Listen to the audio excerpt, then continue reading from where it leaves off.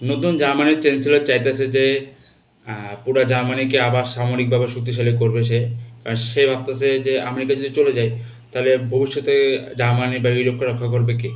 বা জার্মানির কিছু গোলস আছে, জার্মানির ইতিহাস আছে। ২য় বিশ্বযুদ্ধ হোক, ১ম বিশ্বযুদ্ধ হোক, ওদের একটা ভালো খারাপ সব কিছু মিলিয়ে ওদের একটা ইতিহাস আছে।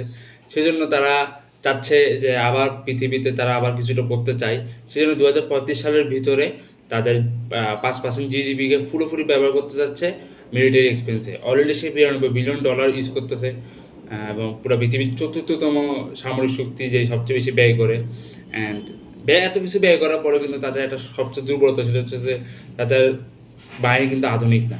সবচেয়ে বড় দুর্বলতা সেটা। আর সেটা থেকে মোকাবেলা করার জন্য কিন্তু সে ন্যাটো থেকে অনেক কিছু চাচ্ছে, বিভিন্ন দেশের সহযোগিতা চাচ্ছে, এবং অনেকগুলো সিকিউরিটির ব্যাপার চাচ্ছে। এবং সে সবচেয়ে বড় জিনিসটা মাথা ঘামাবে, সেটা হচ্ছে যে অটোমান বিসমার্কের যে নেটওয়ার্কটা ছিল, যে নেটওয়ার্ক ব্যবহার সে যুদ্ধ করতে, যেমন সেতু, রেল লাইন, ওগুলো কিন্তু আবার সে মেরামত করার চেষ্টা করতেছে। কারণ ওই অবস্থাগুলো এখন অনেক খারাপ।